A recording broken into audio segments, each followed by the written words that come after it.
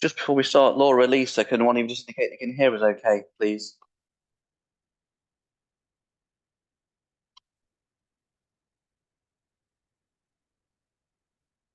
Laura, are you there? Or Lisa?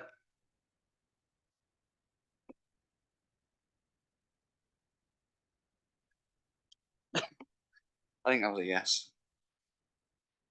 We'll start. Thank you, everybody. Welcome to the first full council meeting of 2024. Hope you all had a lovely Christmas and New Year. It feels like it was kind of yesterday, but 200 years ago. I'm not quite sure where it goes, but anyway, I need to book off more holiday next year. Obviously, fire safety kind of arrangements. There are no planned fire drills, so if the fire alarm does go off, exit where you come in, or to the left, or to behind me. I say there are no planned drills, so yeah. Recording of meetings. Just read this bit out. Subject to standing order 4.1.3. Person who attends a meeting is permitted to report on the meeting whilst the meeting is open to the public. To report means to film, photograph, make an audio recording of meeting proceedings. Use other means of enabling persons not present to hear the meetings it takes place, or later, or to report, or to provide oral or written commentary about the meeting, so that report or the commentary is available as the meeting takes place or later to persons not present. Further detail is given in the Portsmouth Town Council filming and recording policy, policy C8, and Portsmouth Town Council behavioural policy 4.1.3a. Persons present at the meeting may not provide an oral report or oral commentary about a meeting as it takes place without permission.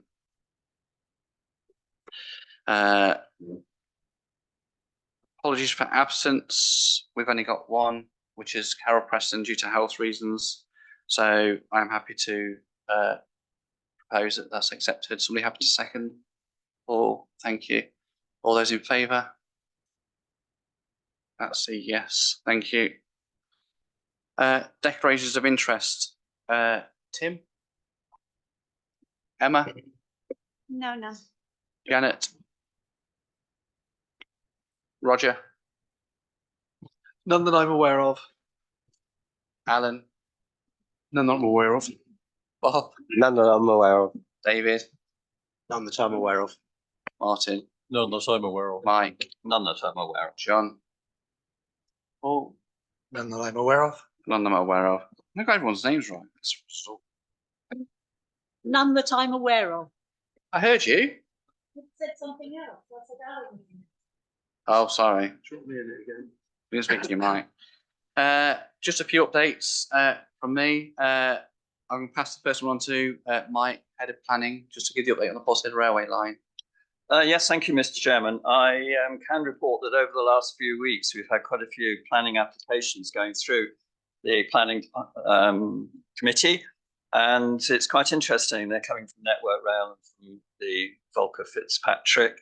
And we've, for example, had one on hydrology, invasive species, and I've got a little list of them here.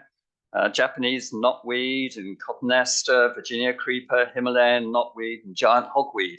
So the whole of the track between here and Parsons Street Junction has been surveyed for these little outcrops, and they presumably a bit like asbestos, they've got to remove it quite carefully, controlled way.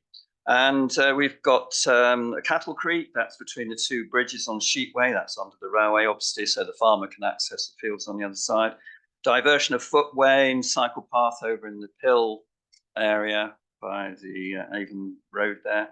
And acoustic barriers at this end, alongside the when it comes into the village quarter.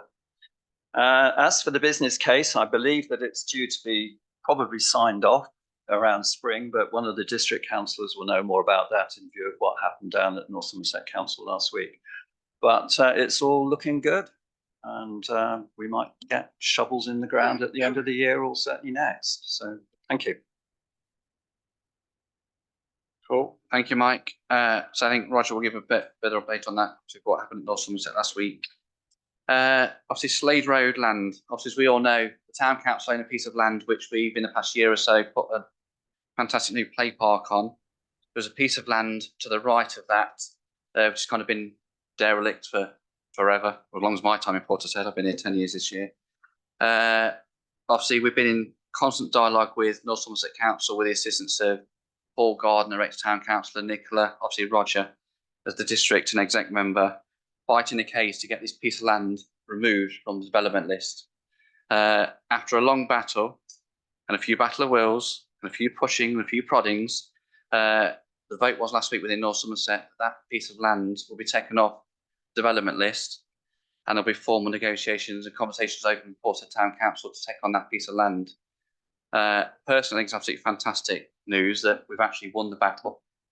We've been listened to, not just us, but we fought what the residents of Portishead have asked for. There was a consultation ran, people's opinions were asked for, and actually we've listened. We fought for them opinions to be listened to. And I think it's nice actually. We've had battles in North Somerset. Some we've lost, some we've won, some have fallen in between. But actually, on this one, they've actually seemed to have listened. So, thank you to obviously those here that's obviously fought its head. Obviously, those that are not here this evening as well. You kind of all know who you are. I think it's kind of important we kind of recognise everybody, and we'll try and do a kind of bit of a roll call and get people down there for a bit of a photo shoot. There has been a press release gone out. There's been one written as well from the town council, which will be going out this week. But I kind of wanted to get tonight done and out, etc. If anyone's not seen it, like me, it's not on social media or whatever. But I have seen it for obvious reasons. But yeah, so thank you to everybody involved in that one. Obviously, bus survey consultation. Obviously, that North Somerset have got a consultation open regarding obviously the buses right around the whole of North Somerset. That's open until Wednesday, the 31st of January. So effectively 2 weeks tomorrow it closes. So if you do have any opinions on the bus service in Portishead, good, bad, ugly, or getting around generally, this is your chance to feed into it. So it is open to the 31st of January. Just an update that's not on the chair's updates. Obviously, as most of you are probably aware, there is a vacancy for a town councillor due to an unfortunate resignation of a councillor due to a change of job, and unfortunately couldn't be a councillor anymore with the role that she was taking up. We wish her obviously all the success in the world. It's kind of what she wanted most of her kind of career as such. So hopefully at some point we'll be seeing her in a fire engine floating around Portishead and helping people. So there is a vacancy. We've gone through the process of advertising it. There was no by-election called. They went out to a general across the town to anyone who may wish to stand to be a town councillor. We've had 3 candidates come forward. As a council, we're informally meeting with them tomorrow evening. There's a kind of a business meeting, kind of just to meet them all, have a chat with them. They can ask us whatever question they wish to ask us, good, bad, or ugly. There is no daft questions, I always say. And then there will be a EGM next Wednesday, the 24th of January, in here at 7 p.m, where we will discuss and then vote upon who will be co-opted onto town council. That will obviously go out in due course on the notice boards, etc., etc. But it will be next Wednesday evening, 24th at 7 p.m. Then that we swiftly followed by the Community Matters meeting same evening after that one. So we pulled it forward 24 hours to kind of just coincide. We've got everybody in the room at the same time together. Otherwise, that's it for updates from me. Public participation. Would any members of the public like to speak this evening, online or in the room? Got Paul Maltby, Ken, Jonathan, Rayner. I know your name is literally, sorry, my apologies. We'll start with ladies first. Go on then, Rayner. And Laura. Yeah, I'll come to you in a minute, Laura.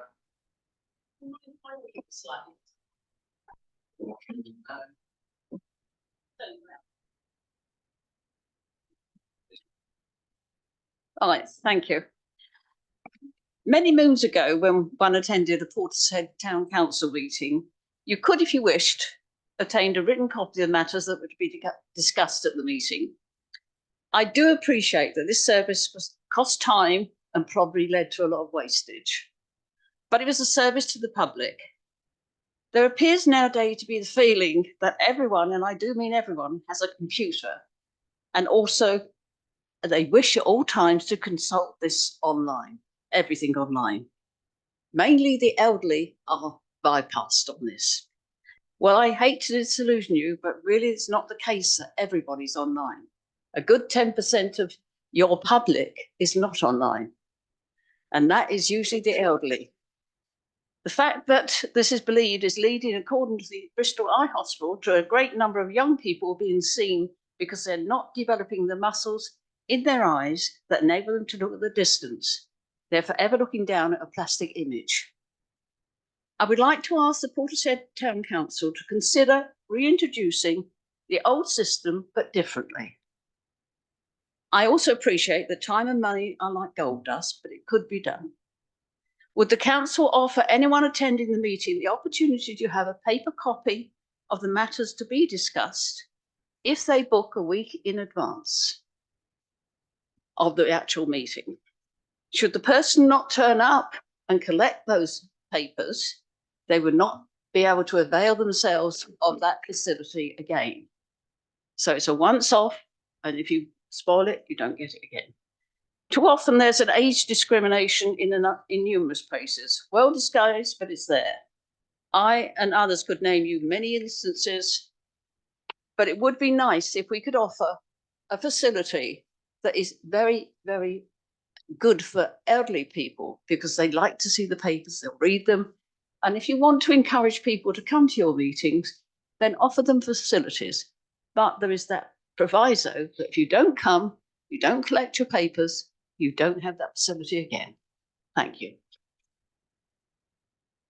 I'll answer that one for you, Raina. Yes, not a problem at all. I know Paul and Ken won't mind me saying their names, but they did ask if they have some papers. Not an issue at all. Hopefully they're on your chairs. But I think if people do let us know, say we can advance, we'll print the papers off. Absolutely no issue whatsoever. I think, yeah, not a problem. Yeah, and they are here as well, actually. Yeah. Abuse it, you lose it kind of scenario. Yeah, and that's fair enough. Yeah, I'll have a chat with Wendy and Paul and we'll sort it out. Not a problem. So yeah, good idea. No issues at all. Screens aren't great. I use them all day long. So yeah, my eyes hurt. Anybody else like to talk? Paul, I'll go with you first. I think your hand went up fairly swiftly as well.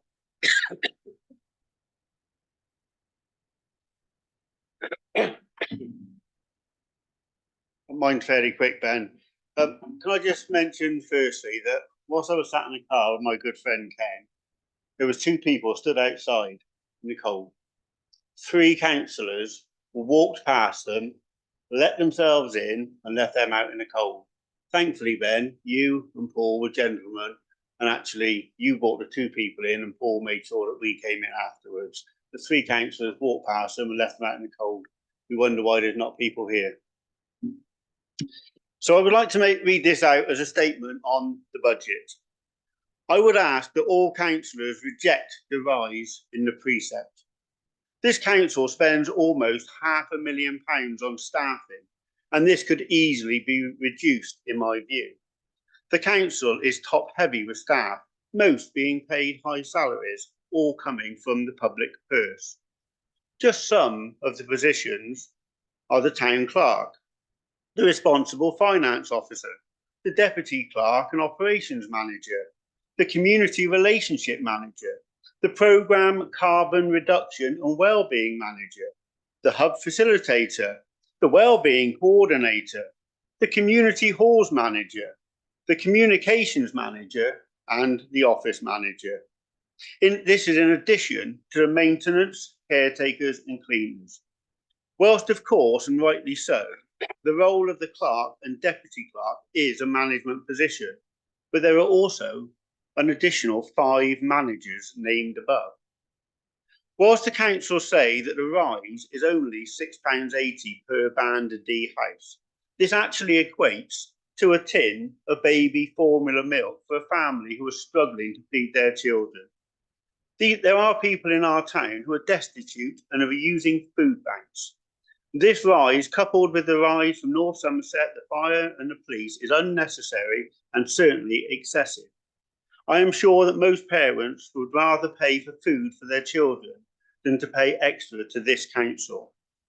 This council has already raised the precept since 2019 from £26 to a proposed staggering £89.93. When my good friend Ken said that the new council would treble the precept over the first term, he was openly mocked and teased by some councillors. He has more than been proved right. I would ask that all councillors reject the new proposal for the precept.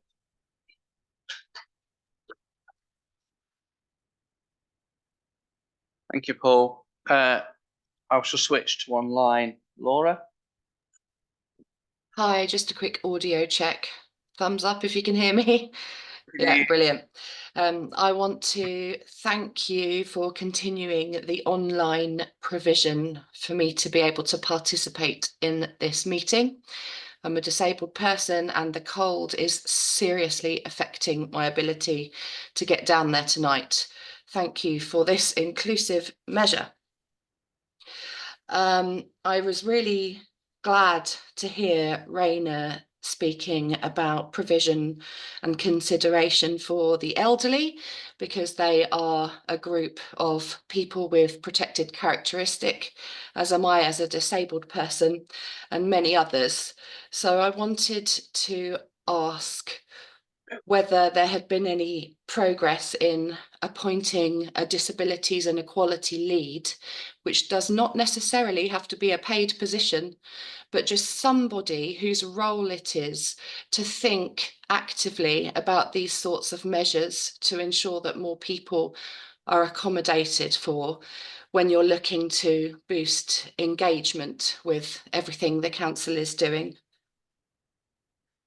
That's all I wanted to say. That's all my brain can manage at the moment, so I'm going to mute myself again. Thank you, Laura. I'm going to pass over to Emma. We've had a chat this afternoon regarding this with Laura and Wendy, and then we can kind of come back to you with some answers to this one and a bit more information. Emma? Yeah, can you hear me okay, Laura? Yeah, excellent. Yeah, so we've had a chat this afternoon. We were talking about the budget, obviously, which we're talking about later on today, and the efficacy of spend as well in terms of what we've got. We do understand that from a town council versus district level council, there are different provisions that we've got through each of the services. And to duplicate the spend of an individual in the town council is not the best way that we can actually spend the limited budget that we've got. But what we are doing from a sort of a diversity and inclusivity perspective is just ensuring that we are taking all of the district council opportunities that we've got through training and through the actual team there and fetching them into the town council operations themselves. You probably have known.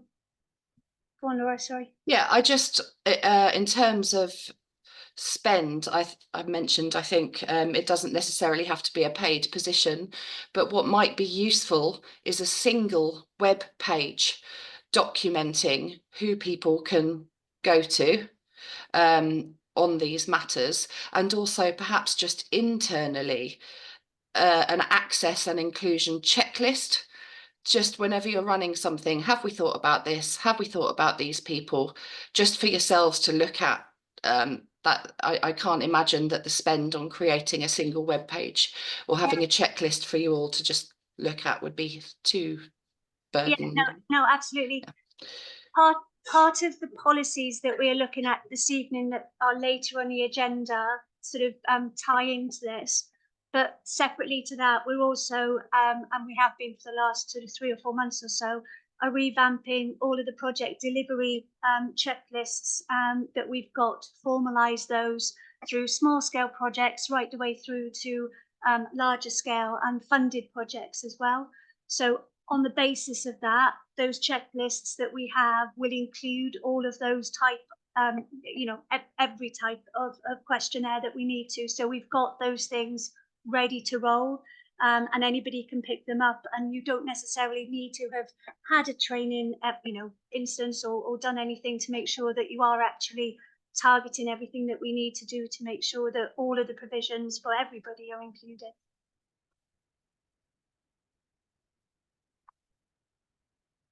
Thank you. Thank you both, much appreciated. Ken, then I'll go to Jan.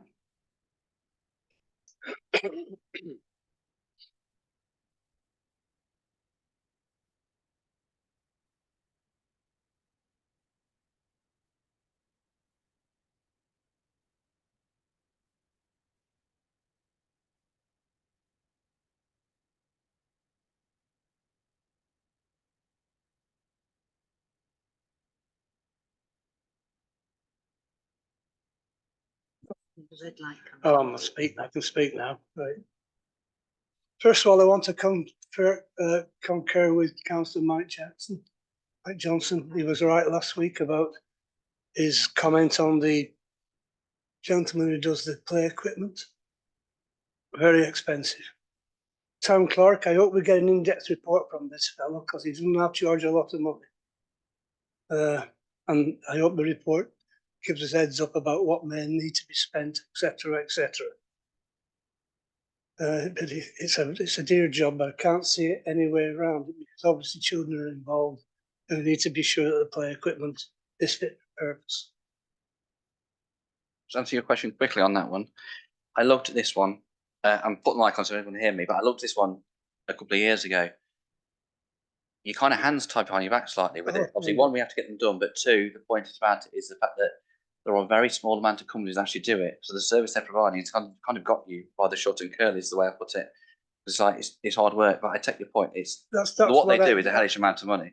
That's what I gather from Councillor Johnson last week, that it was really take it or leave it type of thing. Yeah, and we can't leave it because it's the children involved. No. Going through the rest, by the way, thank you for the schedule of payments and minutes of the last meeting. The first time in 4 years I've had anything like that given me, so thank you very much. The previous incumbents of this council thought they were a unity council, well, they're not. I have to tell you, you're a parish council with parish council responsibilities. Trying to be a unity council requires an act of parliament. It can't even be done in statutory incidents. So it's the old 10 yards to become a unity authority. So the last independent council, all they were doing was putting the precept up and employing people. Talking about employing people, the biggest expenditure on our is obviously wages. Can you do an investigation to see whether the parish councils in this district employ the same amount of people that we do? I'm not saying they don't do a good job. I'm not saying there's anything wrong with them or anything like that. It's just that they're the most expensive thing on our schedule of payments. The second most expensive thing is something that I don't know why you haven't got a grip on. Cameras. Why we have to pay such an extortionate fee for cameras is beyond my brain. Has anybody been up before the beak because of the cameras? You do realise that this town, I hate to say it because it's my town, is the worst for antisocial behaviour than any other town in North Somerset. That's our track record. That is not good. Not for my town. And these cameras don't seem to be doing the job, so why are we paying all that money for them? It would be better going to the chief constable and making a case for an actual human being. What they call them, like a semi-policeman, what are they? PCSO, that's the word. Somebody who actually goes out and see what this antisocial behaviour is about, because I don't really understand what it means to me.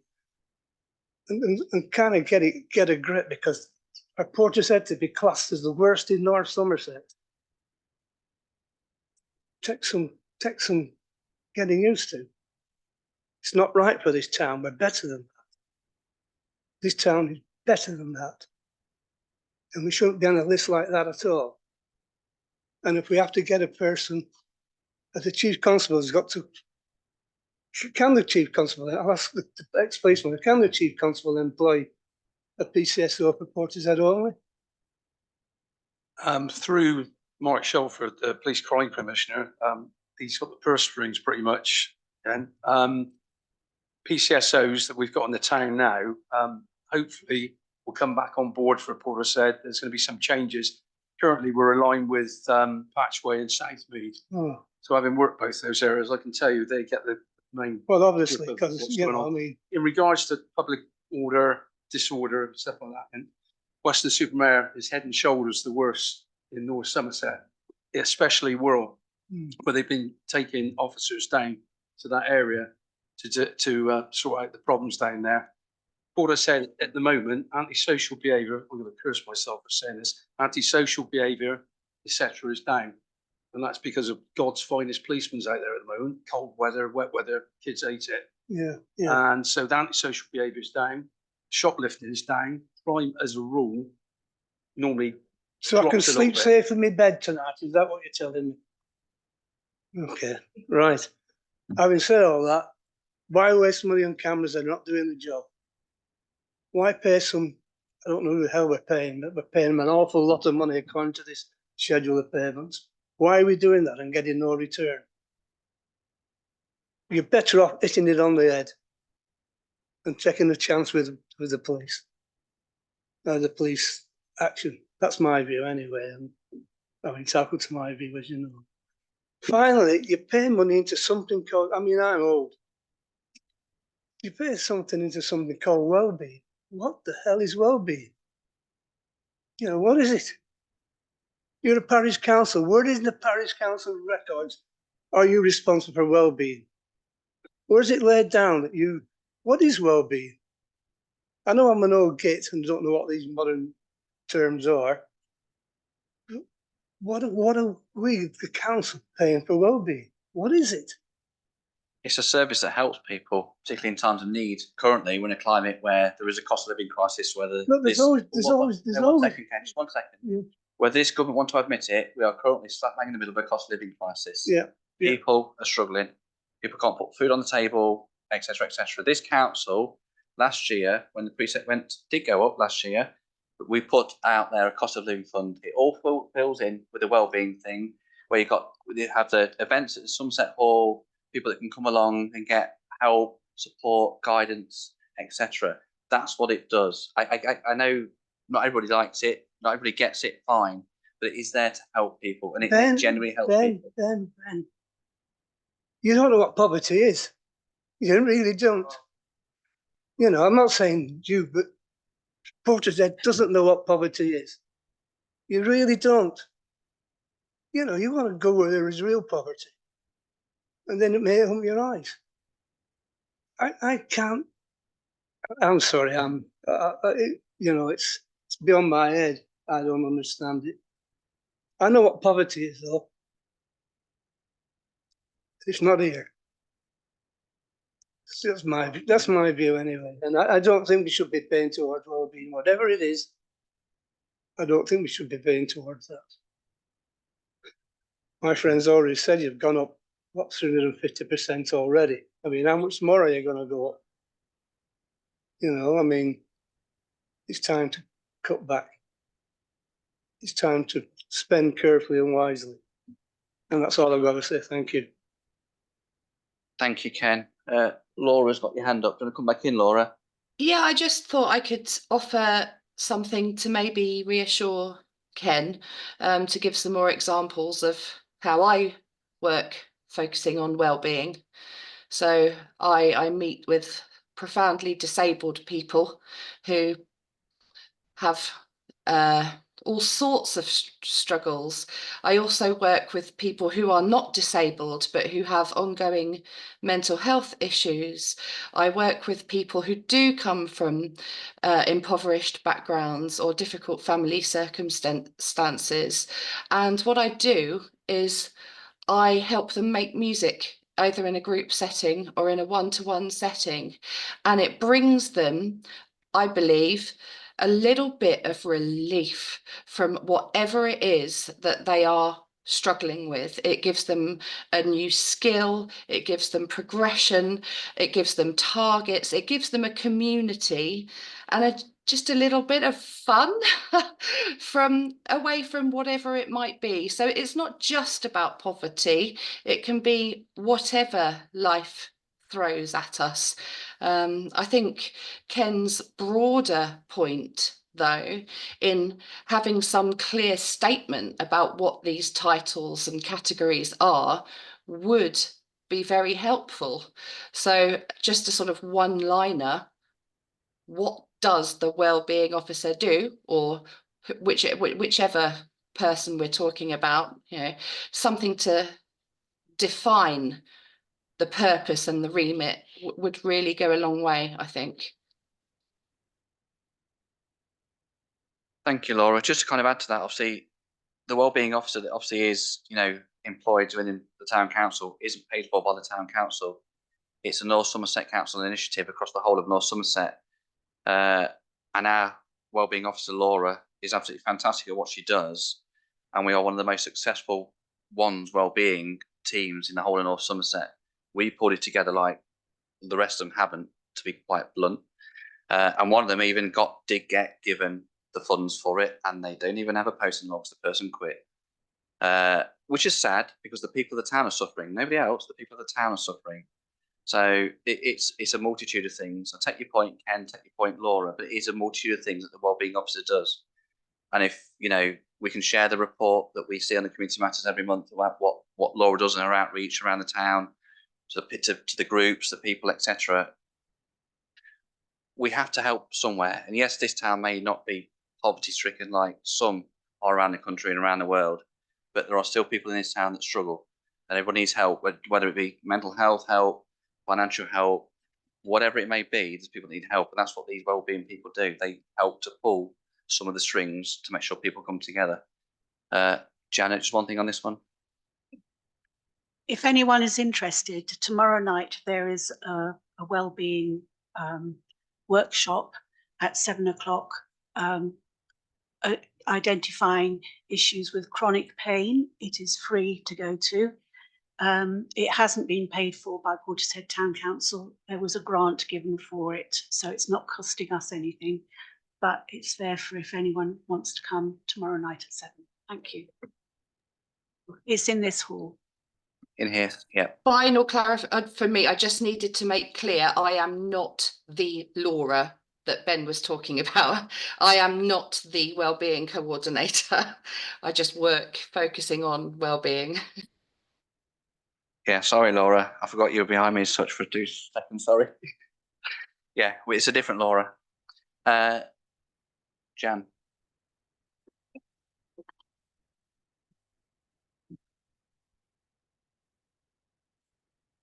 That's the name that pop up.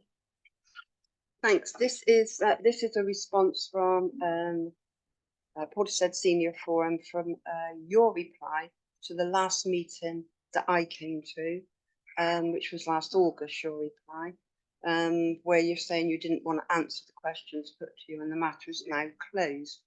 Well, we say that it sounds very much like Bates versus the Post Office, which has made all of us think how we are fobbed off by people who think they can silence you in one way or another with no other reason but to try to shut down views that they find awkward to explain or where there has been wrongdoing. So we ask again for some proof that a study was undertaken prior to allowing Gordano Civic Society to take over the walls and floor space at the Folk Hall, and what form that study took.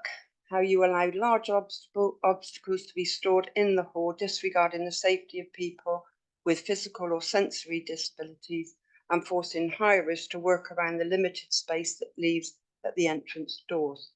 You have not answered these questions or pointed me in the direction of which meetings and minutes these decisions were taken.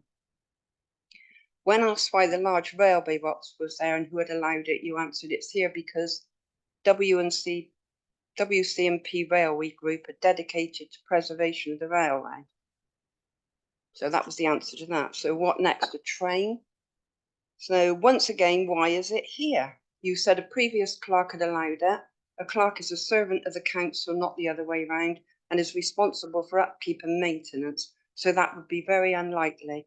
And I have already witnessed you at a meeting putting the blame on a previous committee for something you were being accused of. You were quickly outed by a former committee member who was present and challenged you, forcing you to apologise. Once again, will you remove the endless paperwork from the walls, including the very shiny maps, Exhibit A, which, lost my place there, which spoil our enjoyment of the talks and entertainment we put on for our members. It is both distracting and annoying as it catches and reflects the ceiling lights and makes our screen unwatchable. Your answer to that was, there is a screen available for use, it faces the other way. Bob-on. This does not work for our audience. You are unable to see if there is a demonstrator illustrated with slides or hard copies. You cannot see the presenter or the table they are working from after about the fourth row. Either way you sit in the hall, the maps are massively shiny and spoil it for the audience. If the stage was there or a very raised dais of some sort, it might work, but it is a silly place to put a screen to get any proper visuals of the presenters or for the audience at the back of the room to see what is going on. It should not be that the customers paying to hire the room are having to work around all these obstacles, and you need to listen to what is being said to you. I have looked at the rates you charge for hire of the hall, and I have asked you to confirm the Gordana Civic Society, who have offloaded all this paperwork and maps, pay for the privilege. You have said they do. I have asked you to point me in the direction of how the cost is calculated or the meeting minutes where it was discussed and agreed. I take it they are not paying the normal hourly rate for use of the hall. Also, the railway group, how are they charged? Which meeting and minutes will I find that? So far, I can find no reference to either group being discussed at committee. Why isn't this memorabilia in a more suitable place for the general public to visit when they wish to? The library seems ideal, heated, open, sociable hours. Why and how have you managed to allow what you say is a permanent arrangement with Gordano Civic Society, a minority group, to take over the hall here with no consultation with the people of Portishead? Again, what meeting and minutes give details of all these arrangements? How many of the councillors were sympathetic to or members of the Civic Society whilst these decisions were being made? The renaming of the hall is a tribute to Sandy Tevitt, who thought that was a good idea. The hall is not a heritage centre, it's a hall for hire by members of the public. Without consulting the wider population in Portishead, you cannot make it mixed use foreign hirers to like it or lump it. There was no consultation. Nobody should be altering the history of the hall itself. Sandy was a neighbour of mine for a while and was very pleasant, but the majority of people in Portishead would have no idea who she was. And for a society interested in preserving history, it seems a backward step and very self-serving to do something like this and for you to sanction it. The plaque should be removed. The hall has its own history and amateurs should not be meddling with it. You should be able to answer these questions honestly and not make groups like ours go to such lengths to get answers from you. If you have nothing to hide and you've acted properly, then where is the problem? You have a group of 60 plus people telling you the memorabilia about the walls and on the floor is causing problems. You need to deal with it. Sensible answers and actions would be welcome. And a copy for your notes. Can't remember your name either. There you go. Thank you. 2 points. I think the only way we get to resolve this is we're going to sit down and have a conversation around it, all of us, and sort this out. Second point, and I go back to my meeting when you did last one, which last July, August time. I asked one question: is where is the evidence? Also, the question I asked is that other groups are objecting. One second. But that's come to you. To my knowledge, to this day, as I sit here now on the 16th. No, 1 second. Yeah, but my point is, well, that's their choice. But my point is, I asked for the evidence. It's like for example, I don't know, somebody getting, verbally abused in the high street, but nobody reports it. Yeah, somebody come 1 second, then somebody comes and says, well, the police aren't doing their job, but you need to report it. I did ask very politely that if there are issues, we can look at it, we'll talk about it. But I also asked for the evidence that there are groups that are unhappy. Can't do anything when I have only at the moment one group, in fairness. Yes, but they've not come to us, but they haven't come to us. They did, they had out of the time, but they moved to a different place. What? Was one of them. I don't remember offhand the other two. Well, I'll speak to the halls person and I'll ask the questions then. That's fine. But Laura, hand up. Yeah. Hi, I just wanted to highlight this is another access and inclusion issue. I don't know whether you consider the sharing of training that Emma mentioned would cover this sort of thing. But for me, this is another example of where you need someone within the council who is the person for people to go to discuss this. So I wonder if you could consider again appointing a lead to deal with access and inclusion. Thank you. Thank you, Laura. Roger, hand one up. Yeah, I just wanted to say, since I've been on this council, this has been raised at many meetings, and still some a year plus on is still being raised at these meetings. There's a couple of issues here, as far as I can see. One is the question about how it was authorised and how it was done before my time on the council, but I would suggest that maybe we take a deeper look at that and report back on what actually happened. That may help with some of it. And I think, as the chair has already said, that everything else is down to having a proper sit-down meeting, I think, and discussing the issues around it, how they affect your group, how it affects other groups, and whether or not something should be done about it, or whether or not it is in the right place. Because I don't know. I wasn't here when the decision was made, so maybe it's a good thing, maybe it's a bad thing, but I think we need to have a proper discussion and stop you having to come back month after month after month raising the same points. I think we need to sort of try and get this resolved. If we can. I just say you want to look around at the map, the biggest, I don't know what, but anyone can stick on there and a facial fire, and I come around and look at the map. That is what we have to deal with the screen with that way, the way we go. It's stupid stuff. Easily remedied, isn't it? Do you know anything about the map? I don't need to, do I? I'm not coming here for a history lesson. Well, I'll give you a short one. It's a unique map from 1885, and excuse me. Just well, one that's second. exactly why it's Can we let here, people- so that people can see them. Mike, just stop a second. Look, we're all going to be respectful, and I don't want people over talking each other, please. So let Mike just have his say, then he can come back with an answer or another question. Mike. Well, we've had a long discussion about this before when I addressed the councils about a year or so ago now. As chairman of the Civic Society, whilst I wasn't necessarily the chairman at the time the decision was made to bring everything in here, I will state that we feel that it's a very appropriate place to have these items around the wall, which are appreciated by an awful lot of people. This is the folk hall. It will always remain the folk hall. It's not the Sandy Tebbit Heritage Centre as such. It's always the folk hall, and that won't change. As for the plaque itself, well, yes, I prefer it to be around the corner, but it's felt that it will upset her children who put it there. But as for the items, particularly the map, which was donated to us by Carey's, June Carey. It's a privilege to have it here because it's such a unique item, and it cost a lot of money to have it restored. So I think it's.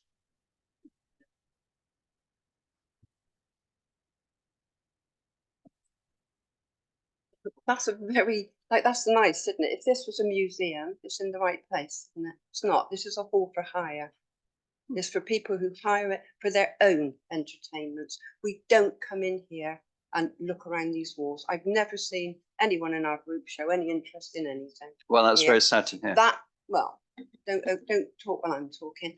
That is really blinding. Why not the library? If they're that good, stick them where people can go and see them when they want to visit and see it. You can't have a captive audience and say, this is so good for you. I don't personally want to see them. They blind us with whatever we're doing. They're in the wrong place. So, and you've got too many of the Civic Society with too much to say on this council. Last point on this one, Timmy. Yeah, hello Ben. Would there be feasibility of having a larger screen up on that wall, retractable, to come down in front of the maps for the use? So that screen up there is actually quite small, but yeah, and if we have one on that wall over the maps for when people want to use it, would that be a good compromise? I think there's options here. I think ultimately goes back to my point is, let's sit down. The tip for tap bit's not going to get us anywhere. Let's sit down, let's have a conversation around it, and let's see what solutions we can or can't come up with. Until that point, I think we just need to get to that point where we just sit down, have a civilized conversation, talk about your concerns, which we're aware of, talk about where we're coming from as a council. I wasn't at all the meetings when it was all discussed. I wasn't. Even I was on the council, so fine, shoot me, not a problem. But I wasn't there all the time. I can't be everywhere. So let's have the conversation around it, and let's see what we can come up with a solution. That's what I'm going to suggest. I'll sort it out. Who's with me? I'll have the conversation with Wendy, the clerk, and we'll come back to you with a proposal to kind of get together next week or two. Mike, can I just make two very brief footnotes? One, that I did offer you a very large screen, and secondly, the station over the corner there. I have asked the WCMP Society to try to find a new home for it, and they're looking for a new home for it. But to be fair, it's filled with chairs, which would take up just the same space anyway. That would say, well, I'll set up the meeting. We get in contact. We'll set up the meeting. We'll take it from there. To that point, I think to be fair, to draw the line. Literally, you got 2 seconds. Just very briefly, I wanted to ask, because I don't know, how many members of this council are on the, is it Civic Society, Gordano Society? Just the one. So we're not full of people from the Civic Society. I just wanted to get that straight because I wasn't sure. Thank you. Anyway, we're moving on. Jonathan.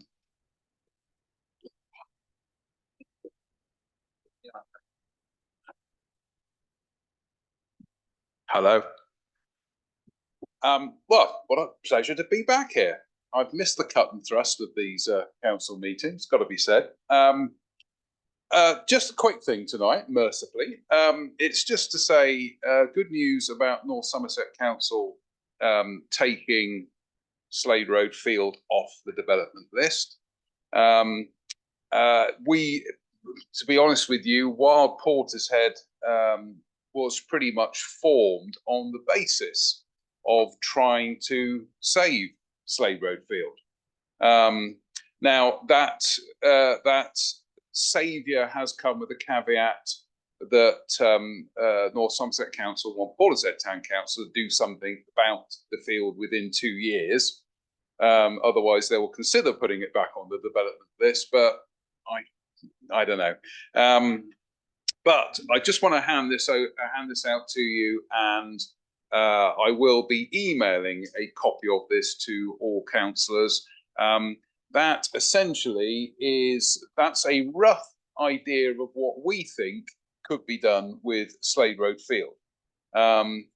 It's cost minimal. It's essentially you let the outer edge reclaim itself, then you have semi-mown areas in the middle, then you have mown paths, mown access paths throughout, which I know Laura will be very interested in this, because we need to open that field up for access for people who perhaps can't access other parts of the town.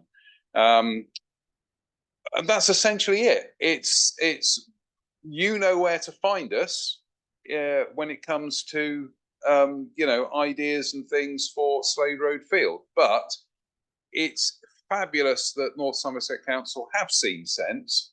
And quite frankly, when you look at the geography of the area, how they were going to get construction traffic downside without having a major riot on their hands. Exactly. So, like I say, you know where to find us. We've got lots of people who have contacted us who are interested in contributing something to wildlife in the town, and I think especially Slade Road. So job done-ish at the moment. So thank you for your time. Cool. Thank you, Jonathan. We'll be in touch definitely, and it will happen definitely before 2 years is up. I promise you that. Raina.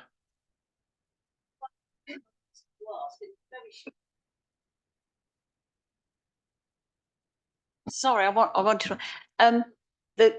The council meetings have all been held on a Wednesday. Why suddenly a Tuesday? And are they going to be then held on a Tuesday? So I know what to do in my diary. I'll hold my hands up on that one. That's me. It was meant to be happening last Wednesday, I believe it was. However, as part of the budget discussions, there was some really important information that we needed from a third party. And we weren't going to get it in time for making the decision for the council meeting to happen. So we can all get together to discuss it, add it in, etc. Therefore, I took the decision. Unfortunately, sorry, Paul, as well. It's Bristol City are playing at home on a replay. They don't score at home either. So they are returning to a Wednesday. This is a rare occasion that's changed, but that was me that changed it. So, Thank you. Thank you. Any other members of the public like to speak, either in the hall or online? That's a resounding no. We shall move on to North Somerset Councillors' reports. So we got Roger, who's going to do it for the whoever, and then we get Sue. Thank you. The end of the year is often quiet in most working environments, with people taking holidays and generally winding down for Christmas. But this has not been the case for your local councillors and executive members. Your local councillors have been attending committee meetings and concentrating on their ward work, helping to improve the lives of people. I know Caritas, for one, has been dealing with some of the issues with the building site that they've started to put together down at the marina, and there's been a lot of complaints about that, and I imagine there will be a lot of complaints because we've just heard that shouldn't have started and it's been delayed now. Sorry, Ben. Yeah, just to add that one, we've had an email that's happening. It's been delayed to the summer, so residents have been, you could say upset, is probably being polite about it. Had containers shoved in front of them, trees cut down, barriers up, promises made, not delivered by the sounds of it. An email we received this afternoon, so we will ask the questions, but the question is how the hell did it happen without the go ahead? Because that's scaffolding been going up for weeks and months. Anyways. So the executive has been working on the budget and the medium-term financial plan after the local government settlement was issued on the 18th of December last year to enable us to deliver a balanced budget. As you just heard, Slade Road Field is now off the development list.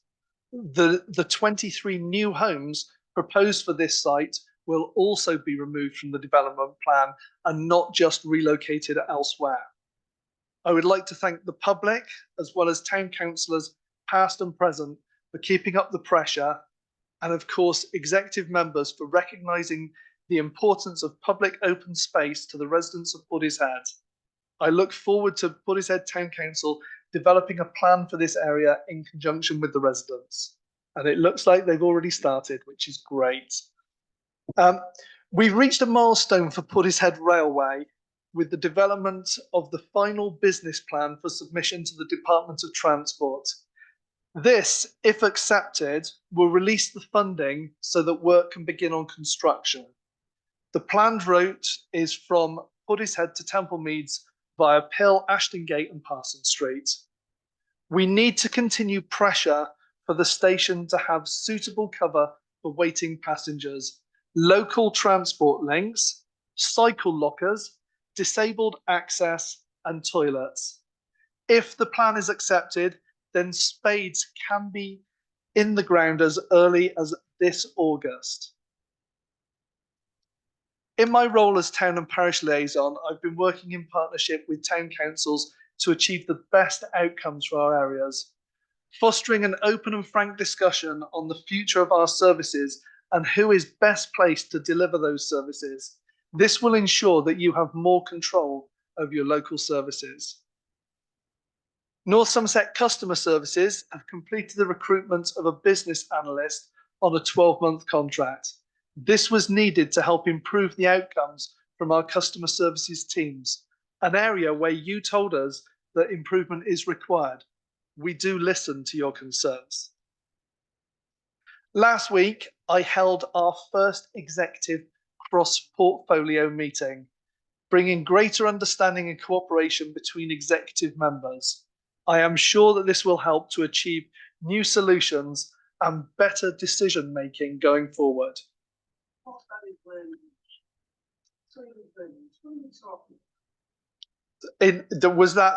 that not plain enough for you?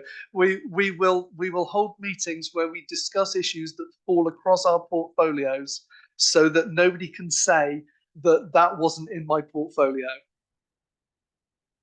So we get a better understanding of what each executive member does and how we can best work together to give us the outcomes that people want, rather than just sitting in our own little areas thinking about our own little problems. Is that clearer? Okay, thank you.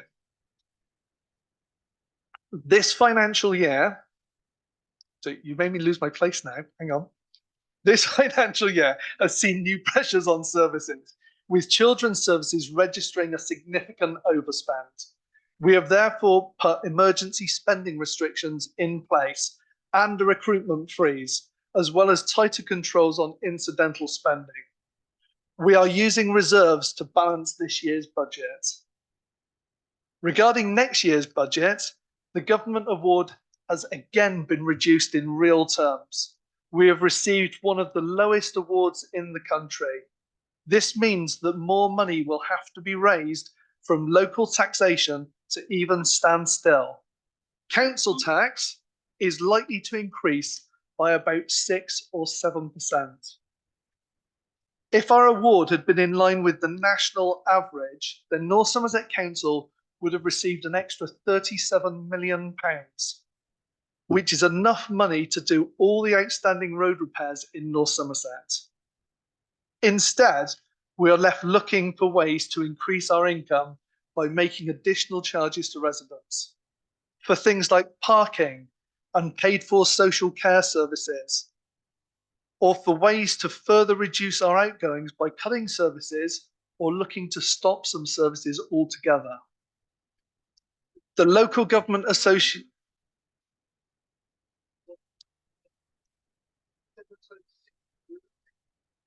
Can I continue, please? The Local Government Association issued a warning last year that 1 in 5 councils are likely to go bust in the near future. Our neighbours, Somerset Council, are already in that territory with a £100 million budget gap. They have asked the government to allow a 10% increase in their council tax. And even then, they are talking about stopping providing some services such as CCTV, public toilets, theatres, leisure services, visitor centres, and closing 5 recycling sites. Yet still, the word from government is that they don't believe things are as bad as councils are making out. This government's policy of austerity practiced over the last 13 years has brought this country to its knees. It is obsessed with tax cuts, yet ironically, it has overseen the biggest increase in our taxes in peacetime. We can only hope that the next government will take a different path. In the meantime, at North Somerset, we will keep a tight rein on spending to ensure that we can continue to provide the services you require, as well as statutory services and a balanced budget. Although times are hard, North Somerset Council is a low spending council with minimal debts. This means that we are not currently in Section 114 territory. However, the cost of both adults and children's services is rising faster than inflation.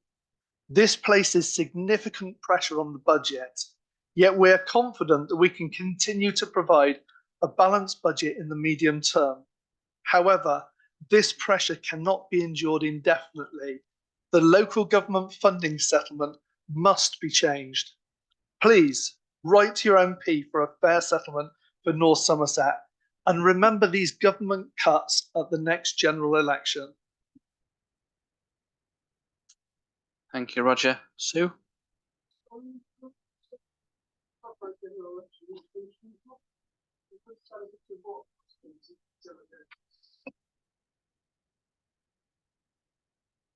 Right, just telling you to remember what has been happening. I make no recommendations. You choose who you want. I'm an independent. If there's an independent, maybe you should choose them. Anyway, we're moving on. Thank you all. Sue? Thank you. Just to say that I do have a regular monthly surgery at Portishead Library on the first Tuesday in the month. And in January, I was joined by Chris Olive of the Community Response Team. And he will join me again on Tuesday, the 6th of February at the library. I've taken part in several online scrutiny panels and other meetings since the last town council meeting. Last week, there were online meetings on both of the scrutiny panels that I'm on, which is the Transport, Climate and Communities panel and also Children and Young People's Services panel.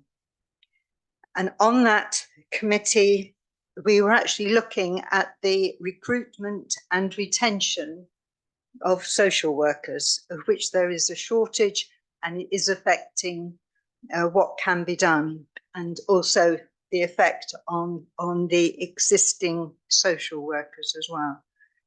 Whether we will be allowed or able to employ another social worker or more, I don't know. That's up to people much higher than me.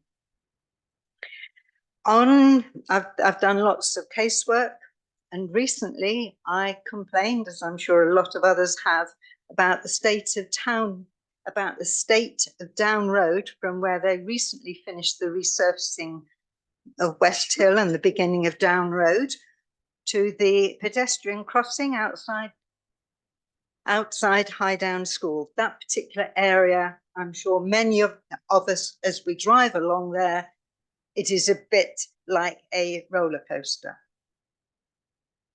I have been told that the potholes that fit the criteria, which is normally a certain size and a certain depth, they will be repaired in February.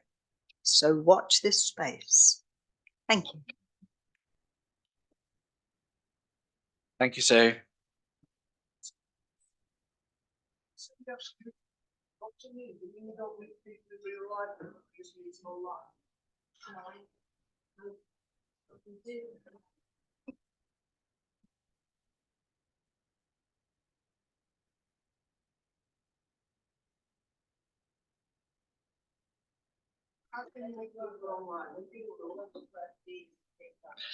Not everyone can meet online, Ken, unfortunately. Obviously, as Laura's alluded to tonight, she can't be here tonight, unfortunately, so she's online. So they're off pausing against on both sides.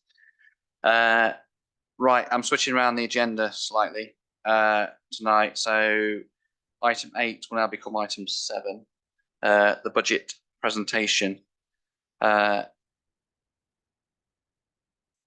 yeah.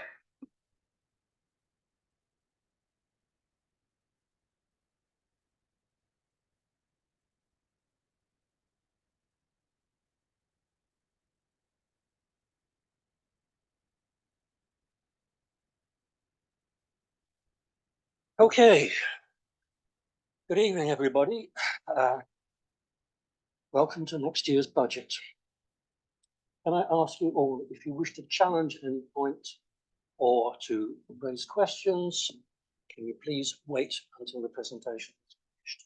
You may find that a lot of your questions are answered. Right, next slide, please. Right, these are the topics we're going to be looking at this evening. Where are we in this financial year? Problems, and I have to be frank, some very bad news. The rules we have to follow when preparing a budget. The budget itself for next year, what it does to the precept and why, and the summary and the motion for this council to vote on. Okay, next slide, please. Right, what's happened this year? Skate park has been completed. Hooray, for some people at least. Inflation has been a bugbear. It's been in every headline for the last 2 years. It has fallen sharply recently, but of course a lot of damage has been done. Perhaps as a result of the fall, there has been a lot less use of the residents' cost of living fund than we expected. CIL, which is Community Infrastructure Levy, one of our sources of income, those receipts are lower than we expected, but of course they depend upon the speed of private developments, and there's not too many of those going on. The overall picture is that our deficit that we budgeted for of 142,000 now looks like being a deficit of only 40,000, only in quotation marks, of course. Our general reserves are in a healthy state. Next slide, please. This is the detail of our income and expenditure account. This will all go into the minutes of this meeting. I will not go through all those numbers in detail, but there is the next slide, please. We have a summary of the main changes between the budget for 23-24 and the forecast for this year. You'll see at the top, the budget deficit is 142,000. We have some adjustments to our income. The grants we received to the skate park, which were excluded from the budget. CIL receipts reduced. A wellbeing grant was actually received earlier than we had anticipated, so it fell into the previous year rather than this year. We sold a small parcel of land at Heavensfield, and there were some other minor bits and pieces. On the cost side, payroll turned out to be a little bit cheaper than we expected. The skate park costs absorbed the grants, of course. The grants that we pay are actually 77,000 better, or will actually be 77,000 better than we had anticipated. Building maintenance is an interesting one, and I'll have a lot to say about that. But we've made some cost savings pending a new project, which I will talk about. We've made £20,000 of other cost savings, and the building repairs project, we expect to spend 9,000 on preliminary works this year. So we finish up with a deficit of 40,000 instead of a planned deficit of 142. Right, next slide, please. Right, that's supposed to be a picture showing saving 1,000 words, so we have a couple of those tonight. The big grey slab represents our precept income. The yellowish bit is the income we get from halls. The brown slice of the pie is the skate park grants, so they're quite a significant source of our income. And the greenish bit is sundry income. The next slide shows where our money came from. Wendy, please. Where did it go? Right, the big grey area, it's actually blue in my original, but maybe it's the lighting there, is payroll. And then the significant bits are council administration is the first brown one.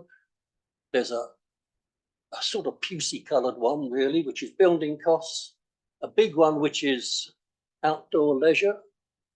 And then we have transport and highways, and the yellow one is grants we actually pay. I'm not going to worry about too much about all the detail of that. Next slide, please. This is to give you some idea of the people who benefit, or how the community benefits from the grants we pay. We have three main types of grants. The so-called SLA awards are in fact in service level agreements. These people actually have to deliver a service to the town in order to justify the money. And that includes the youth centre, citizen advice, Nailsea and district transport, and the Christmas lights fund. We then have a fund for making small grants for ad hoc applications throughout the year. And we have a cost of living fund, which has provided money for Wellspring counselling sessions, additional funds for the youth centre, an emergency fund for citizens' advice, and a few other bits and pieces down to Christmas hampers. And there's one large grant which we were expecting to make this year, but which has been held over for technical reasons for the football club. So overall, our budget expenditure of 250,000 has been cut to 173. That's our best guess of the way the year will end. Next slide, please. This summarises our financial position in terms of what have we got in the way of reserves. And are they enough or just too much? Well, we expect to finish up with a general reserve of 462,000. The recommended good practice for local authorities is that we hold between 3 and 6 months' worth of ordinary expenditure as reserves. Our minimum is 286. So in fact, we're 176,000 more reserves than we need to be. We are not, however, holding too much. The maximum we are recommended to hold is 572,000, and that's 110,000 below the maximum. That 176,000 above the minimum is going to be a critical number in what follows. Oh. Now, I'm afraid the bad news starts here. There are two items of bad news, and the first one is our history of very low precepts. Until the independents took over in 2019, we had a history of very low precepts indeed. That had a natural consequence. A lot of the town infrastructure was allowed to deteriorate. The next slides will deal with some of the results. Please, Wendy. The halls, the 3 halls. Folk Hall, Northwestern Hall, Redcliffe Hall.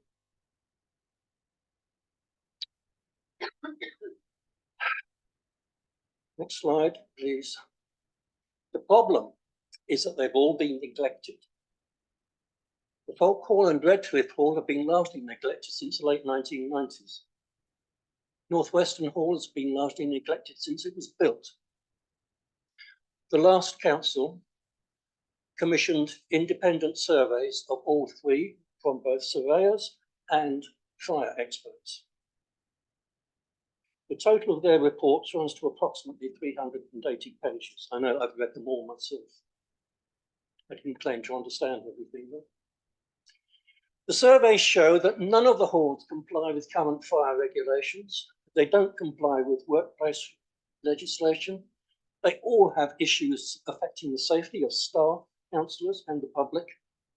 They all have other concerns about the general condition of the buildings. And some of the problems, in particular the fire precautions and asbestos, are urgent. That has a practical consequence. If we allow some of these faults to continue, particularly the safety-related faults, we will not get insurance cover, and that means that we cannot make the halls open to the public or the staff or councils. We would have to close all 3. That's the size of the problem. So what's involved? What will it cost? And here we are. Our surveyors have given us an initial estimate of what it will cost to put the halls right. Their total is £252,000. Bear in mind that our total precept is only about £900,000. Unfortunately, there were items included in the surveyor's reports for which they did not give us costs. By the time we get all this properly evaluated and put out to tender, we will have had inflation on these costs. We may need temporary office accommodation, and we will certainly need some competent project management to set it all right. We have provisionally estimated that the extra cost will be £164,000. The total bill is likely to be over 400,000, probably about 416,000 on the basis of our current estimates. Fortunately, some of the costs can be spread over several years. It doesn't matter too much as far as the public is concerned if one of the gutters is leaking, for example. It does matter if they're going to be electrocuted or burnt. Next slide, please. We have a number of options about how we pay for all this work. We don't have enough reserves to pay for all the repairs, right now. We could get all the work done inside one. If we did, we'd have to raise the precept by 47% on top of any other increase. However, you will have seen that we have reserves somewhat in excess of the minimum we need to. As it happens, those surplus reserves are just about enough to pay for safety critical repairs. And we therefore plan to do those next year. An alternative would be to borrow the money. We could borrow, for example, 250,000 and repay it over something like 5 years. The repayments would be about 60,000 a year. That alone would represent a 7% increase in the precept, on top of any other causes of increase. Next slide, please. What we propose to do is to use our surplus reserves to defer some town improvement projects, the extended town orderly service, bus shelter replacements for a year, to suspend the Penny Festival for a year, to reduce the Residents' Welfare Fund, and to impose a variety of small cuts this year. We propose to spend in this year's budget £9,000 on the preliminary work, in next year's budget 173,000 on the work relating to fire, cautions and asbestos problems. The other repairs will have to be followed in the next 2 years after the budget. I now move on to the second item of bad news. Post office. We haven't got one. The problem is that no commercial operator is interested in running one. I will tell you why. So the question has risen, could the council run its own post office? Next slide, please. North Somerset Council gave us some information, thank you, Roger, based on a survey of 11 local authorities who had tried to do exactly that. The post office will make a small contribution to the setup costs of the post office, but not much, 20,000 quid. We would be left with facing a bill for 121,000 just to set up the post office. It's predicted that such a post office would generate £14,000 of income and cost £71,000 a year to run. It would need an ongoing subsidy of £57,000 a year. North Somerset will not pay the setup costs or the subsidy for us. Next slide, please. The effect on the precept would be an increase of 14% for the setup costs, and the subsidy would cost an extra 6.6% on top of any other increases that you might want to propose. We believe that a town council post office is simply not affordable. The post office, of course, gets the bulk of the money that passes through the post office. They provide the service. They should be looking for alternative operators. We shouldn't be doing their job for them, but we will, however, continue the search. So, the halls and the post office. Right, let's now consider the budget. We have to follow some rules when we prepare a budget. We may not be familiar with all of them. We have to include the financial consequences of delivering our statutory obligations efficiently, the best available mix of discretionary services for the community, and a politically acceptable precept each year. We have to comply with statutory financial requirements, a balanced budget, which I take to mean over the life of this administration. We have to avoid Section 114 notices. Roger mentioned one case. You may have noticed before Christmas that Nottingham Council issued Section 114 notice. Our reserves must be stable, sufficient, and not excessive. 3 to 6 months spend is the general standard. We can use reserves in emergencies, but if we use them up, what do we do then? We need a plan. And of course, the thing which so many people forget, we have to have enough cash. Next slide, please. We also have the Council's financial policies. We will provide value for money, keep the precept as low as possible. We don't raise the precept. Sorry. Yes? If there's anyone online, they may not be able to hear you. Sorry, okay, I'll try and stay closer. Yeah. We'll provide value for money and try and keep the precept as low as possible. We don't enjoy raising the precept. We do it because we think it's best for the community. We will comply with recommended levels of reserves. We will seek grants wherever we can. We will support, but we will not duplicate the work of voluntary organisations. We will keep the budget under control and we have particularly formal reviews at the half year. We will comply with statutory requirements. Okay, next slide, please. We have to make a lot of assumptions when we prepare a budget. We are assuming there's no new legislation requiring new resources. We're assuming no significant population growth, at least within 1 year. No significant change in the number of properties which are assessed for council tax. We know that hall rents will increase. We know that the Community Grants Fund will continue. We know that the Residents' Welfare Fund will be reduced to 30k. And community infrastructure levy receipts will be based on information received from North Somerset. And when it comes to community assets, well, as I've said, the post office will not be subsidised by the council. And contrary to any rumours you may have heard, the lake grounds will not be taken over from North Somerset in the course of the next year, nor will Portishead Pier be taken over from Bristol. Next slide, please.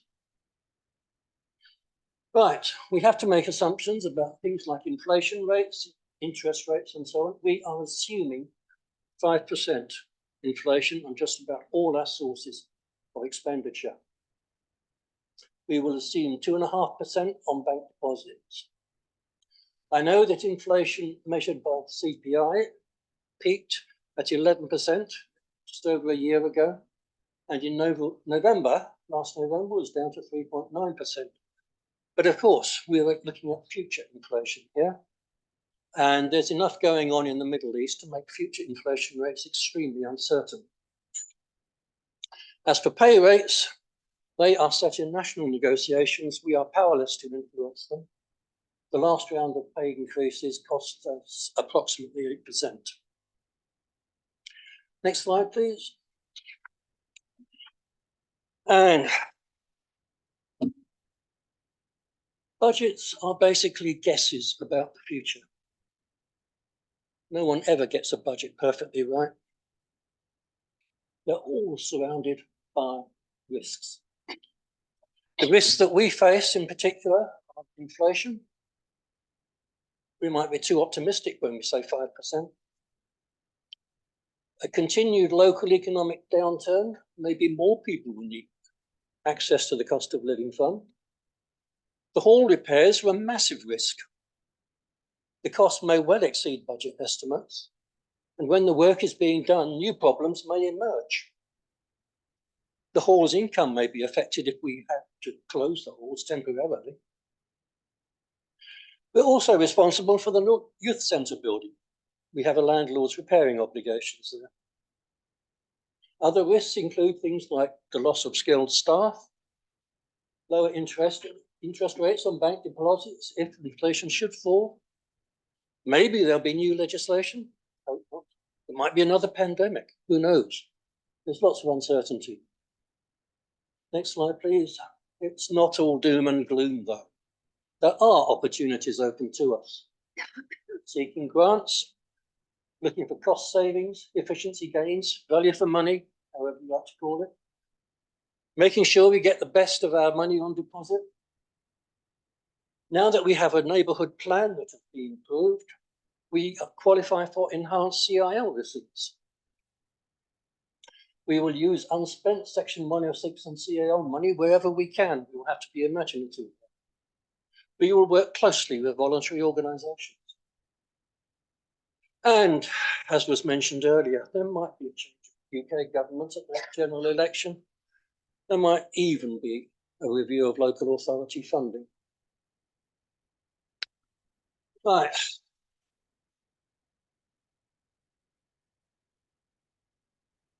So, what does the budget look like? Next slide, please. This compares our latest forecast for this year against the draft budget that I am proposing for next year. You will see that we move from a deficit of 40,000, bottom line, to a deficit of 183,000 for next year. That 183,000, by the grace of God, is roughly equal to the surplus reserves we hold or expect to hold next March. Again, I will not go through all the numbers in detail, but if you to the next slide, you will see the principal changes as we go from this year to next year. So we start with the deficit, this year's deficit of 40,000 quid. We are proposing an increase in the precept. We expect slightly higher CIL receipts. The skate park grants will drop out of the accounts. The Heavens Field sale will drop out. Hall income will increase slightly, and a few other bits and pieces we expect to be non-recurring.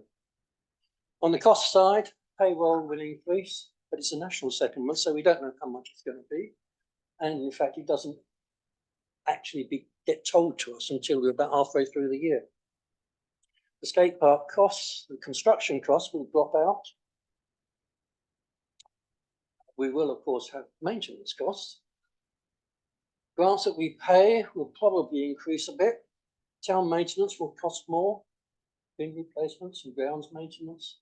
Outdoor and leisure will cost more, not least because of skate park maintenance. The revised CCTV equipment and so on. Heavens Field will qualify for play equipment.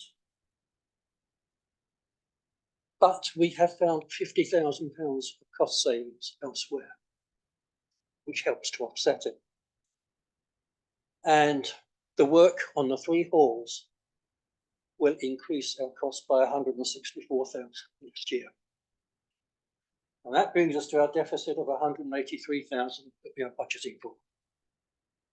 Next slide, please. More pictures worth 1,000 words. Where our money will come from. And as you can see, the precept is virtually our only source of money. The big wedge that's sticking up is the Hall's income. The brown bit is the CIL income, and the rest is bits and pieces. Next slide, please. Where's the money going? Same colours as last year. The bluey grey is payroll, and the one that matters is the new colour, which is not entirely clear. That which there, that's the cost of repairing the halls.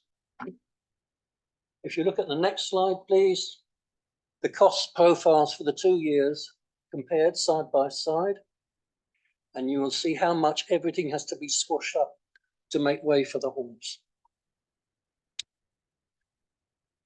So, to summarise the main points of the budget that's proposed for next year. Next slide, please. We will have a deficit of 183,000, and the cause is the mandatory work that we have to do on the halls. The deficit and our future repair programme will be covered by using our surplus reserves, by economies we're making elsewhere, increasing the precept, yes, I know it's unpopular, and delaying some major projects. Some small projects will be allowed to go ahead, and they principally involve the provision of play equipment. The hall's repair programme will be completed in the years 25-6 and 26-27. Next slide, please.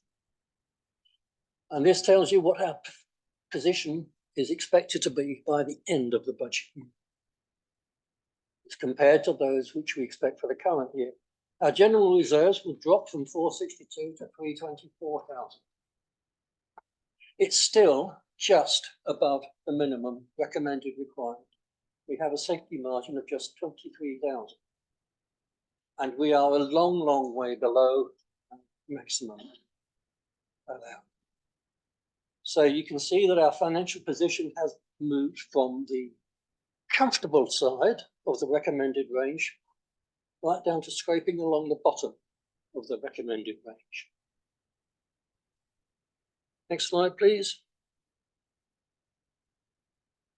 Well, as you have seen in the minutes, sorry, in the agenda papers, we are proposing an increase of 8%. Why 8%? We expect inflation on all our costs to be about 5%, but we've made some cost savings which will take the sting out of that. But an increase is unavoidable. If you want to cover that cost increase and pay for the safety critical halls repairs and comply with our stated financial policy and maintain our reserves at no less than the recommended minimum, we need a further 3% above inflation. What does it mean in cash terms? Next slide, please. Right, the proposed precept will be £936,036. That has to be shared across all the Band D equivalent properties. Oddly enough, it's slightly fallen. Property base has slightly fallen this year, mainly because of properties being revalued downwards, I imagine. So we expect an increase of £6.80 over last year's precept, which is per year, of course, to 89.93. That's an increase of 1.86 pence per day, 13 pence a week. And because of the reduction in the number of equivalent properties in the town, that represents an increase of 8.18% for a typical Band D property. We don't yet know what North Somerset and the police and the fire people are going to charge. We don't know what increases they're likely to impose. But the next slide shows just how insignificant our part of the council tax take is in comparison to the total.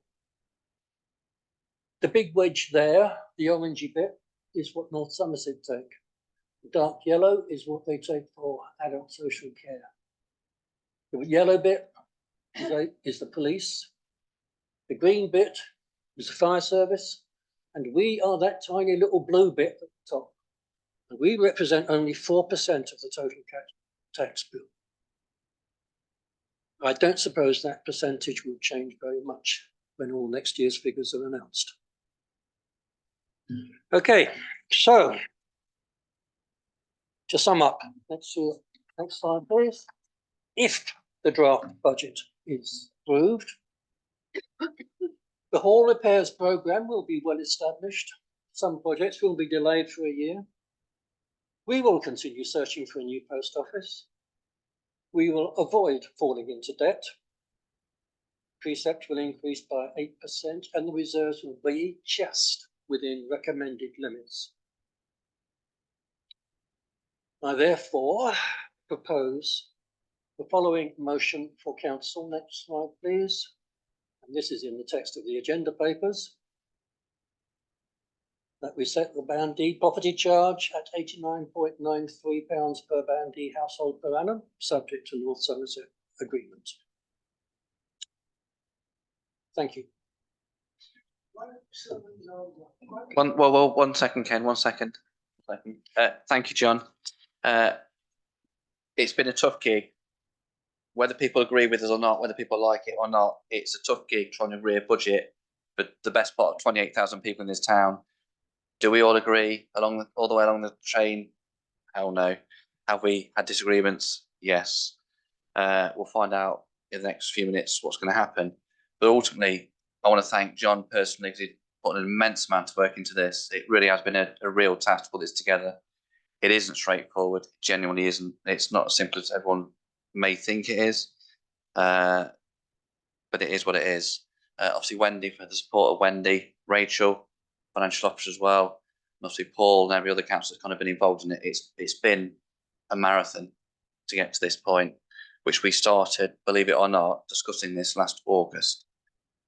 We knew what was coming, but we didn't know all of it. And the problem is, yes, inflation's fallen, but in real terms, things are still going up. That's the problem. So I've got a couple of hands gone up. Ken's hand went up. I need to come here, Ken and Raina as well. So yeah, Raina first, ladies first. Can you come to the thing, please? Thank you for a very precise presentation. I just want to query one thing. As a trustee for somebody else looking at a building that has also problems, and you're talking about the halls, and you put all the inference that all the hall problems were on the last legislation or the last council. They weren't, because a lot of legislation has come in since. So some of it is also on your shoulders as well as the past one. So don't just cause it as being the past of let things go. We all know how quickly legislation comes in, and before you know it, you're a year down the line and you haven't done this, that, or the other. So it's not all one person's fault. So that you're quite right. Legislation does change every year. We have to live with the consequences, but the fact remains the halls were still neglected. You're probably right. I'm not saying you weren't, because I'm having the same problem myself, but it isn't all one person or one council. I am not suggesting that it was. I'm not interested in who's to blame. Okay. We've just got a problem to solve. Yeah, that's right. Thank you. Thank you, Raina. Ken, do you want to come up, please?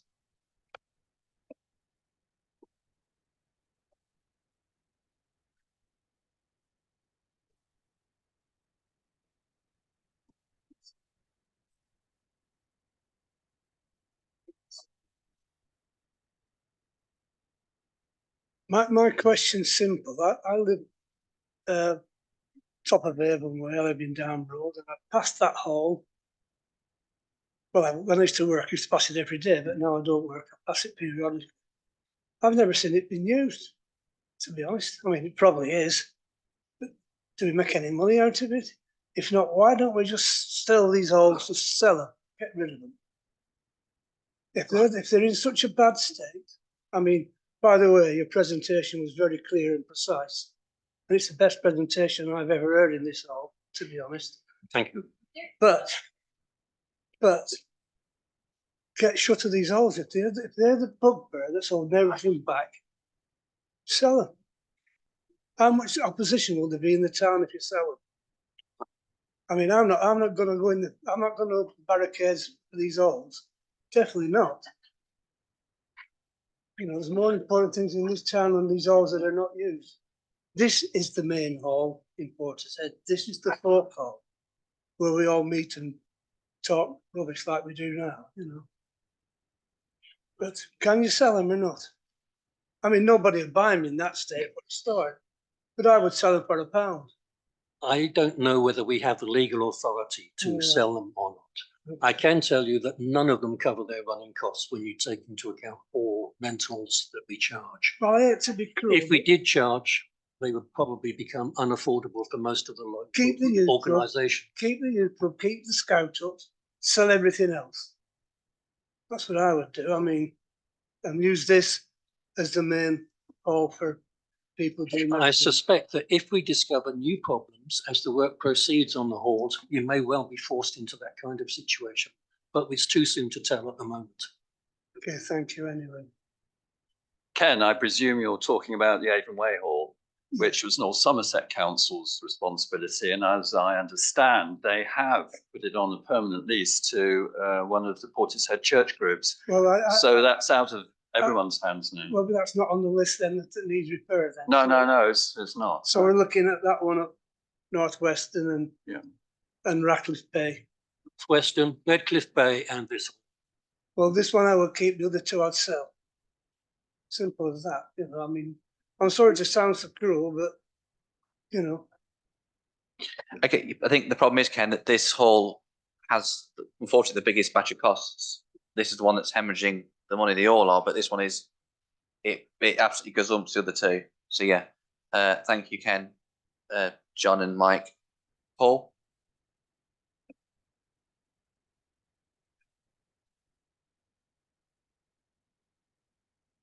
Yeah, just very quickly, I also would like to thank John. He's obviously put an awful lot of work into preparing this, and it was a very clear and concise presentation. I also have to agree with Ken. If we're in this desperate situation, why have we got two halls which are not used very well, create very little income, sell them off, let somebody else have the pressure and the stress of running them? If we lose the halls, well, that's a sad state of affairs. But we've got this hall. There are other halls. There is the Avon Way Hall. There is the Somerset Hall that people can hire out. I'm afraid I agree with with Ken. And lastly, can I just suggest that if we're in this awful state, can we put a freeze on employing any new staff? I accept that the clerk and probably the deputy clerk would have to be an exception. If a member of staff leaves, let them go, save their salary. Thank you, Paul. Yep. Hi, that was really well presented. I'm a retired accountant. I think you did really well there with that lot. One thing I would like to ask, the proportion on the wages seems excessive for the amount of money you're managing. In a private business of any sort, that'd be right back down straight away. My experience is that service organisations generally will spend between 60 and 70% of their income on payroll costs. We are spending between approximately 45%. And that proportion is expected to remain fairly stable.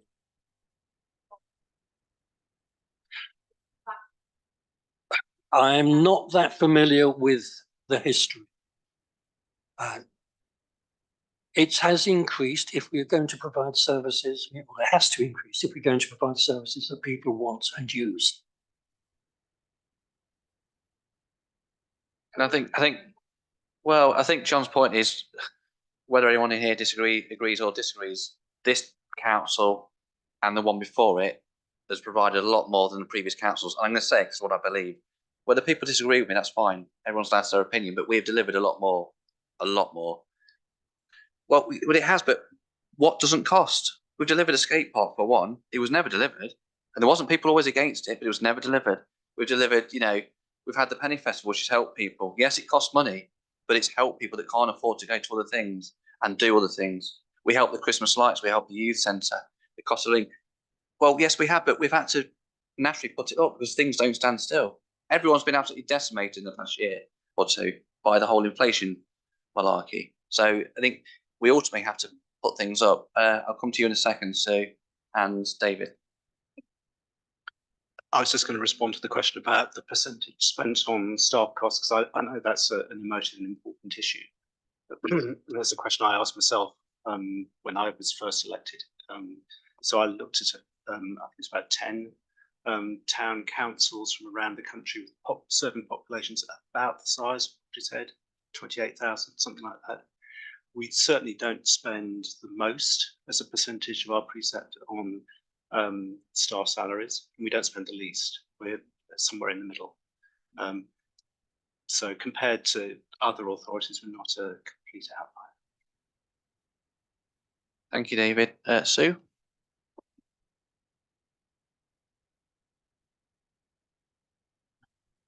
I too would like to say thank you very much to John, because I thought, Embarrassing. no, it shouldn't be, because there was a lot of work that went in there and it was very clear, and you went through it very slowly so that we could follow what was being said and also read at the same time. So thank you very much. Oh, thank you.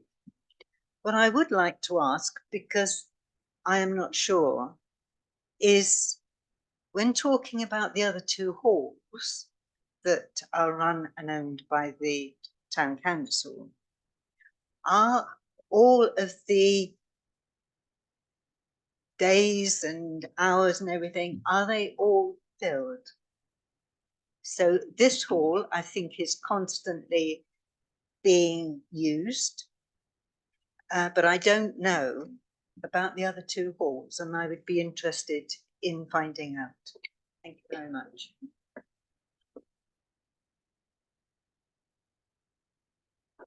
Yeah, we can get that to you, Sue, it's not a problem, but all kind of occupancy has increased 50% in the past 12 months across the board. So that's a mega positive. So yeah, no, thank you. Bob, did you put your hand up, I think? Yeah, I was just going to mention, obviously, Somerset Hall's been mentioned. As you remember, earlier on this year, there were repairs done, but they were only temporary repairs. Somerset Hall is probably in the same position that the halls we have are in. But that's the point, Paul. If that hall goes, then the other halls are going to be needed to be used. So yeah.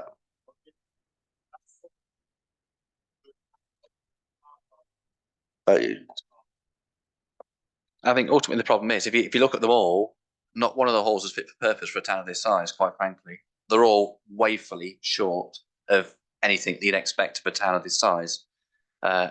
Where I originally come from, we had a hall which was way bigger than this one, fit another 200 or 300 people in it easily. You know, my personal opinion is if it was up to us as a council and it's something we've discussed behind the scenes as such, I would get rid of all three halls personally, every single one of them, and I build a brand new purpose-built facility for this town that we should be proud of. That's what I would do, sell the whole lot. But that's my opinion. I'm only one people, or one person, I should say, when I get my grammar right. Sorry. Yeah. So we're going to put it to a vote. So, yeah, to consider to improve the budget for the year 2025, the budget will be presented. Oh, sorry, no, let me read that again. To approve the budget for the year 2024-2025 and be approved. Do we have a proposer for the budget, please? John, do we have a seconder for the budget, please? Roger. All those in favour of approving the budgets for 2024-2025 year, please raise your hands now. 1, 2, 3, 4, 5, 6, 7, 8, 9, 10.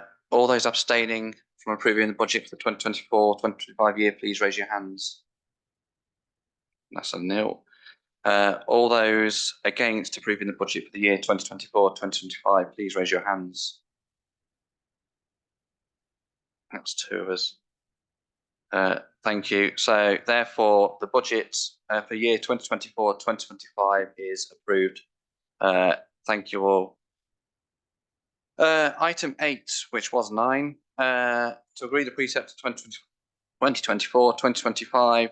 The motion is, it is proposed to set the Bandy property charge attributable to Porter Town Council expenditure at £89.93 per Bandy threshold per annum, subject to North Somerset Council agreement. As this is obviously an increase of 1.8 pence per day, 13 pence a week, £6.80 a year. The recommendation is that the precept for 2024-2025 be agreed. Do we have something to propose the motion? John, thank you. Roger, thank you. All those in favour of proposing the motion as just read out, please raise your hand. See unanimous. 11. Nobody abstaining, and I'm just to be clear, I am going against it, but I will explain my reasons why in a second. Therefore, the motion is carried. I've now got to read something out, which I've prepared.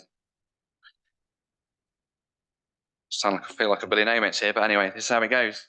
So you're obviously maybe thinking why I voted against the precept rise of 8% this year. It's the equivalent obviously of £6.80 a year. Firstly, whether any of us like it or not, this was going to have to be a rise in the cost of staffing, insurance, gas, food, electricity, contractors, materials, etc., have continued to rise over the past 12 months to levels that are unsustainable. The previous and the current council also has, obviously, cost of living fund last year, and that's in this year's budget, as recognised residents need the help and the support, and will continue to help and support them as we've done over the last 12 months. And this fund for various organisations like the Youth Centre, CANS, Wellspring, etc. However, having said the above and the fact that the fire risk assessments have been undertaken again in the past 12 months, the building surveys have also been undertaken, as requested, obviously, by a number of us. I was leading the charge on that one, it's the ward I work in. Obviously, to understand the condition of our buildings, as they've been badly neglected with no significant investment since around 1998. From information that we've seen. Therefore, to say our halls are kept safe for all and able to be compliant with safety regulations and usable to all, there has to be a precept rise to obviously allow for the costs. I 100% agree the works need to be done. It's the world I work in, fire safety. So if I go against it, I'm looking rather foolish, even more, potentially. But I don't agree of front loading the budget this year with an 8% increase, as I felt it should have been equally split over several years. So we are still financially sound and a viable council, and to ensure that we leave at least the minimum reserves as required and advised by an independent auditors, I would have much preferred to have been able to lay this out to the public more. It was outvoted during pre-budget meetings, which brought us to this point. That's democracy for you. I lost, unlucky me. Therefore, I felt I had to vote against the budget, which I've been clear with all and my colleagues, my thought process, and where we are from the day we obviously discussed. Ultimately, there are 13 individuals, obviously, who will vote for this, all with our hearts, and mine has told me this isn't the right one to implement such a large rise as people are struggling out there. However, as this is a democratic vote, and I was also integral in the budget planning and discussions process as chair of this council, I fully respect my colleagues' decision, will back them and continue to support them to the best of my ability whilst I'm the chair of this council. That's all I have to say. Thank you. Back to the agenda when I find my emails. Does anybody else have any comments on that? No, thank you. Thank you all. I will now go back to item 7, which is now item 9. I'll try and remember this somehow. To approve the minutes for the last full council meeting on the 8th of November 2023. The minutes are attached. I wasn't here, so I'm going to have to kind of obviously abstain from this one. Paul, are you happy with the minutes personally as you were chairing the meeting? Yeah, I'm happy with those minutes. Is every other councillor here that was in attendance happy with the minutes from the last meeting? Cool. Therefore, the motion is that proposed that the minutes be approved from the full council meeting held on the 8th of November 2023. Obviously, for the chairman to sign for as a correct record. Do we have a proposer? I need a drink. Paul, seconder. Roger, thank you. All those in favour? That's approved. Thank you very much. We now go to item number, I've lost the number. Anyway, it is 10. Yeah, it is. It still wants to switch. HR policy review. Consider the adoption as recommended by the Staffing and Finance Committee the following HR policies. I'm not going to read them all out. What I am going to say, obviously, is thank you to Wendy and the team of officers behind the scenes that kind of worked with us as councillors to kind of put these together. At the staffing and finance meeting last year, it was an interesting debate around these policies. It's led to a number of kind of adaptations of the policies to ensure that they're more inclusive as humanly possible. Obviously, they include, as it says there. Therefore, the recommendation is, unless anyone has any questions on this, was that you, Roger, with a hand up? No. That the following policies be adopted: email, internet, mobile phone policy, employee privacy policy, menopause policy, mental health policy, leave policy, flexible working policy, and hybrid working policy. Any questions from anybody? No. Yeah, Roger. So just say, yes, thank you. We got the policies in advance. I've read them. No problems at all. Happy to proceed to a vote. Thank you. Therefore, do we have something that can propose that we adopt these policies? Do I have a proposer, David? Seconder? Paul next to me. All those in favour? That's a yes. Thank you. Item 11, finance. Over to you, John.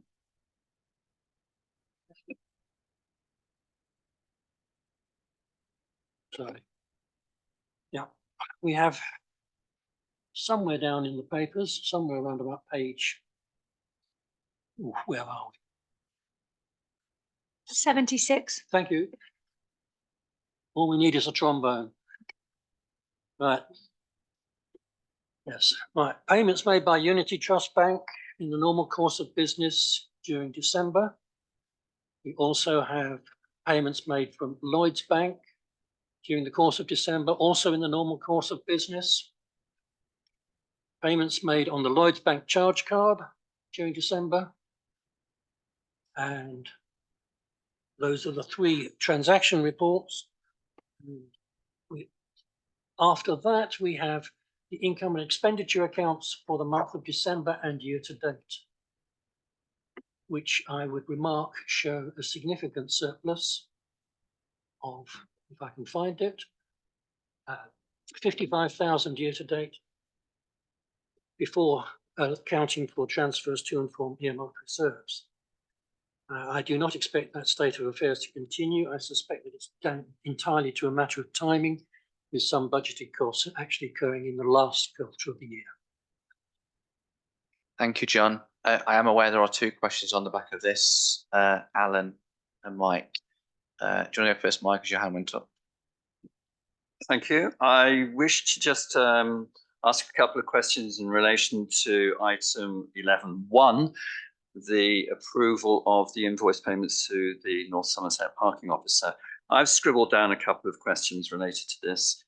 Firstly, why is it a considerable sum of money? Whether it comes directly from our account, whether it is an ongoing monthly outlay for our council, is it a good use of money? And are any of the fines, if there are any, taken from resident parking offences? Do they come back to this council, or are they held by North Somerset Council? So, yeah, I don't know whether these questions can be answered here tonight, because the relevant person might not be here. Thank you, Mike. I'll come back to you in a second on that. Alan? Yeah, originally when we had a police employed traffic warden in the town, probably a lot of people remember him. If you were parked on a space you shouldn't be, Mike would come along, you were telling off and you'd be sent on your way. The new breed that we've got working from North Somerset Council, the civil enforcement agents, are totally humourless. They're alienating themselves from the local populace, and they don't seem to be able to have the dispensation to say, don't do it again, on your way, which will cause some good will towards them. There is problems, as I understand it, employing the civil enforcement officers. They've been attacked. They are socially ostracised, which is a shame, because they are doing a job. But they also hang around the parish wharf a lot, and that's not easing up the traffic flow in the town. If we were paying this amount of money, £54,000+ for a civil enforcement agent, I would expect them to be going out there issuing some goodwill and promoting Portishead, assisting in the free flow of traffic, and easing the load of cars going through the high street, not just slotting tickets, which is an easy earner for North Somerset Council. This, and as Mike has said, I don't know who benefits from the tickets that are issued, but I don't think it will find it is us. And if you take into account that Weston, Nailsea, Clevedon and ourselves are paying that amount, that's an awful lot of money for 2 or 3 civil enforcement agents to be employed. And I'm sure that they won't be paid exorbitant wages for what they're doing. So somebody somewhere is making a killing on this, and I really don't agree with this. And having come, as you know, from a law enforcement background, for me to say this is quite difficult. But as it is at the moment, I don't agree with this at all. Thank you, Alan. Mike? Alan, you just mentioned that you are aware that fines are being imposed on motorists here and going back into the coffers of North Somerset. Any idea how much it could be? You don't know. But I'm glad to hear you agree with me. I think it's an interesting one. I was kind of on the butt end of the North Somerset lovely wardens that we chose to pay for, because we promised it as a count on the previous council that this is what we'll do. Because let's be honest, the parking in this town is nothing short of a joke. But unfortunately, the only part of this country that has a law that you can't park on the pavement is London. I wonder why that is. Maybe there's a certain government that lives there. But anyway, we'll leave that one for later. That's a bit sensitive to some people, isn't it? But ultimately, I was unloading the Christmas lights truck on the footpath outside the Shell garage. Now, as you're all probably aware, you drive past it, walk past it. It's an extremely wide footpath. You can actually fit best part of 2.5 vehicles on it. I was parked on the right at the edge of the footpath, roadside, and he said to me, "You got 5 minutes to get off the vehicle and go." I just turned around and said, "Well, what am I going to do then?" "Well, I'm not bothered." He waited while I got the stuff out and moved the vehicle. I mean, quite honestly, I could have done something, but I'm not going to say it because this meeting's being recorded. But it's like, are you serious? And it's like, and there's a certain organisation, business in this town.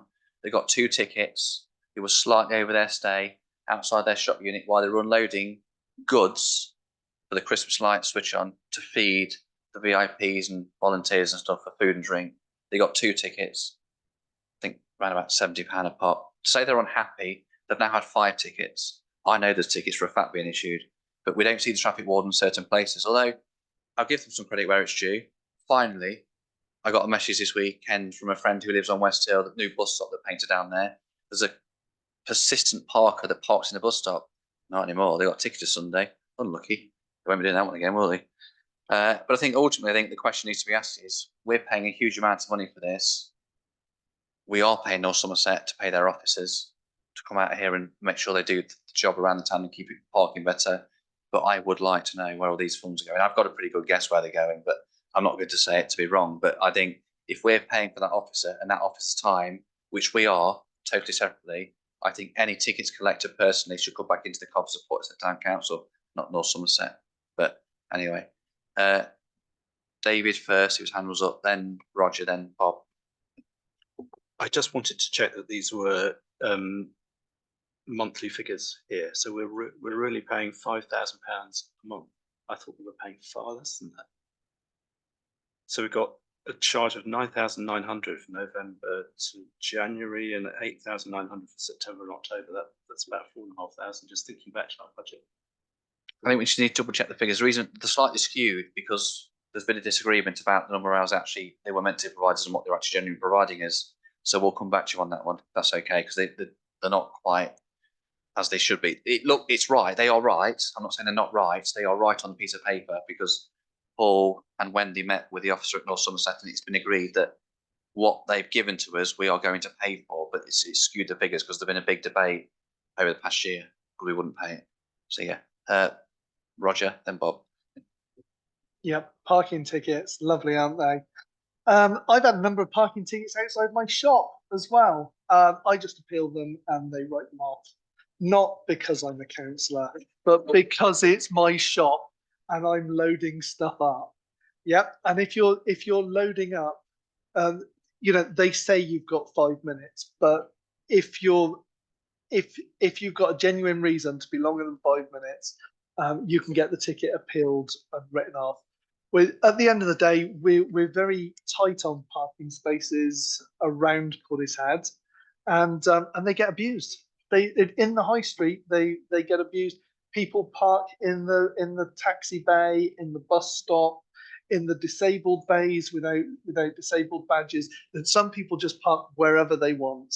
And I think somewhere along the line, somebody has to start issuing tickets, which they've been doing, or we just allow it to happen. So it's it's between a rock and a hard place. And I understand when you get a ticket when you're doing something essentially for charity, then it stings even more. But yeah, the only thing I'm really concerned about is where the ticket money goes. I have a suspicious feeling it goes into North Somerset with all the other enforcement charges that go on. But as a town council that are paying for this service, maybe we should raise that and ask whether or not we can either have a reduction in the payment or a kickback on the tickets that we're paying to be issued.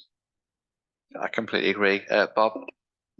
Yeah, just to follow up on that, I absolutely agree. We need to ask some serious questions, and I'd like something put forward to the clerk so the clerk can send it to North Somerset and ask those specific questions, because there's a lot of things we need to know.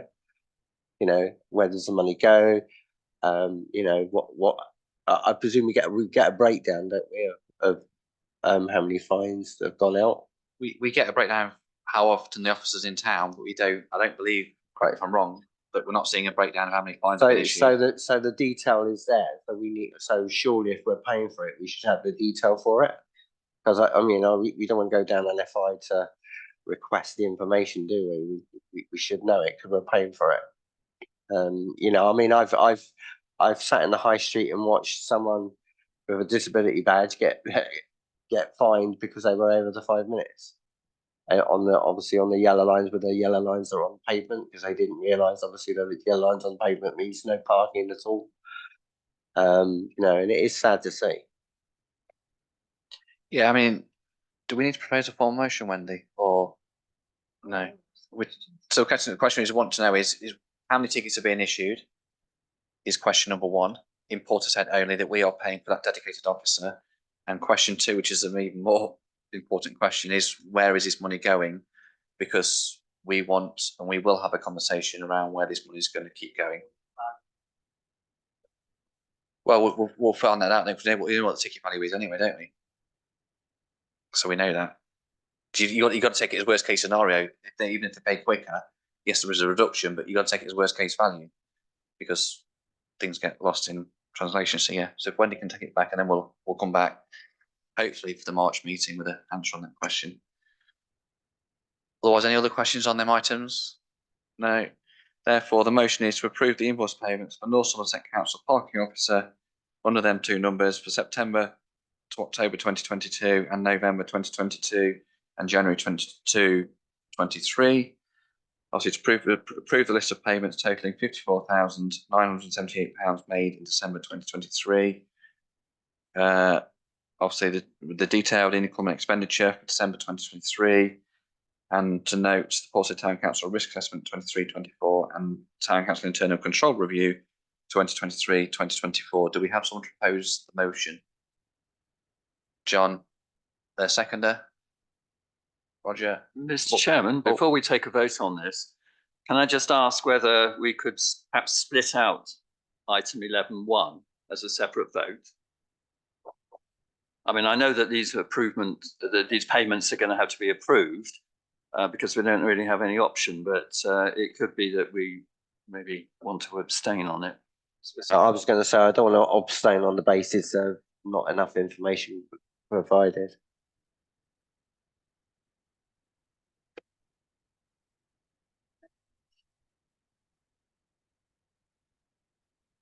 So we're going to split it out then. So to approve the invoice payments to North Somerset Council, as I've just read above, for the months and years, totaling £54,978.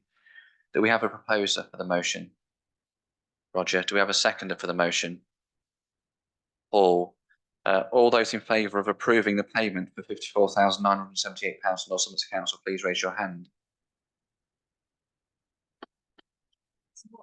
Sorry, That's- I need to correct that. It's not 50,000, it's the two payments are £8,920.20 and £9,936.30. That list of payments underneath is separate then, sorry. I just need to correct that. Yeah, I thought we were voting on 11.2 then. Right, okay. I'm gonna go back, right, so so I'm gonna change this around, so, sorry, it's fine. So I'm gonna change this around then. So the motion is to approve payments 11.2, 11.3, and to note 11.4 and 11.5. I'm happy to propose it. Somebody happy to second it? David, all those in favour? That's a unanimous yes. Right, the second motion within item 11 is to approve payments of £8,920.20 and £9,936.30 to the North Somerset Council for the parking officer. That's 11.1. Do we have a proposer for the motion? Do we have a seconder for the motion?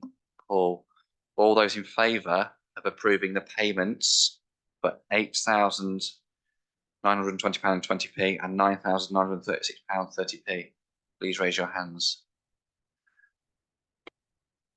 So that's Paul, me, Roger, Martin, and Emma and Timmy that are approving it. Anyone abstaining? Mike, David, Bob, Alan. Anyone against? John. What's the numbers? I think the eyes get it just. It's just. I was trying to type it in my head then. Yeah. It's just. Therefore, it is approved. However, it's on with the pretext that was discussed. We will ask the questions. So yeah, thank you. Can I just go back? There was a question there about how many tickets are being issued. We get that data. Okay, so we have that data for every month. Okay. Thank you all for tonight, and thank you all obviously for the help getting up to tonight. The next meeting is 13th of March at 7:30 p.m. The meeting is now closed at 9:42 p.m. Thank you all.